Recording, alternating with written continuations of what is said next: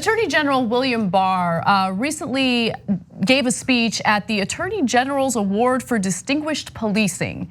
And he has a terrible past when it comes to defending cops when they shoot and kill unarmed people, right? And what he's about to say in his speech is no exception. Take a look. I think today American people have to focus on something else, which is the sacrifice and the service that is given by our law enforcement officers. And they have to start showing more than they do, the respect and support that law enforcement deserves. And if communities don't give that support and respect, they may find themselves without the police protection they need. So he is, that's basically a threat. If you don't bow down to cops, regardless of how they behave, regardless of what they do, and if you demand social reforms, if you demand reforms in policing, well then maybe you're not gonna have any protection when it comes to cops. And that's a terrible thing to say. Historically, he has not been supportive of reforms for police departments. And there was a great point made by Sean Collins over at Vox. What Barr failed to note and has failed to address as Attorney General is that tension is not born of a lack of respect, but of fear, anger, and a lack of trust that comes from concerns over police shootings, including the shootings of unarmed Black people, and tactics like stop and frisk and kettling or cordoning of crowds at protests. Well, it just reminds me of those old mob boss movies where they say, if you don't skim me off the top, old corrupt cops, you might find yourself without police protection. And that's really what he's saying. It's a veiled but not so veiled threat at communities. Who do we think he's talking about there when he's speaking directly to cops? He knows what he's saying. He knows that it's a dog whistle. And later, he talks about how everyone needs to resist police and there should be zero tolerance for resisting police. Resisting can mean whatever police want it to in that moment, and we've seen them fabricate that charge specifically over and over again because they're emboldened by people at the top like William Barr who want them to behave like some sort of Gestapo light. Yeah, it's definitely a mob move to say. I would hate to see you not have any protection, right, and see what could happen then. And sorry, just really quickly, like the communities that are under siege like this, they don't see it as protection. They see it as an occupying force, and the police treat them as such. So it's not really a threat. If the cops left them alone, they'd be pretty happy, to be honest. Yeah, so we actually, of course, need policing to actually serve the communities. And if they did, then we wouldn't have any of these issues in the first place. And so I have to confess that when I first heard it, I was naive at this late date, at this late age.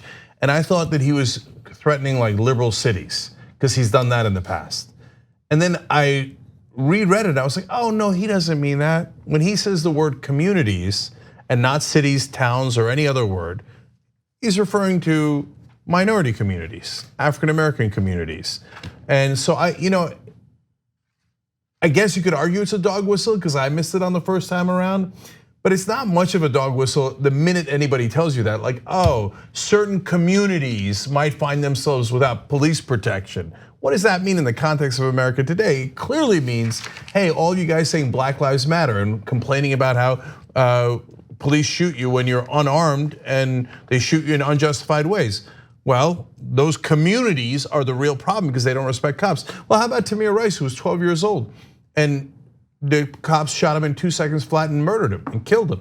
And so they didn't give him a chance to put down what was his toy, and they pulled right up to him and shot him dead, right? 2 seconds, that's all. Yeah, well, what respect? You didn't give him a chance. How about you respect the community you're supposed to protect and serve?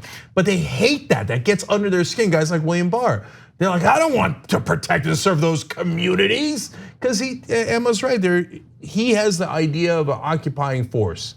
And so, yeah, I wanted to say one more quote of his later, but yeah, yes. I just wanted to make a note that, a person that I can think of right off the bat who doesn't actually respect or care for law enforcement is William Barr and the president that he's working for. 100%, that's the quote I wanted to read. In an August speech, a different speech, he said, That is the emergence in some of our large cities of district attorneys that style themselves as social justice reformers, who spend their time undercutting the police, letting criminals off the hook, and refusing to enforce the law. Are you kidding me? You just described yourself.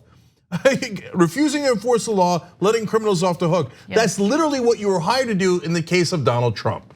Well, there's a difference between the white collar criminals and people like Trump, who he has no problem serving as a lackey for, and disenfranchised groups of people, powerless people. Those are the ones that he has absolutely no respect for whatsoever. And look, one thing that I wanted to note is, for some reason, for conservatives, in the context of cops wrongfully shooting and killing innocent unarmed people, they have no problem, saying like no criticism. They're not allowed to be criticized.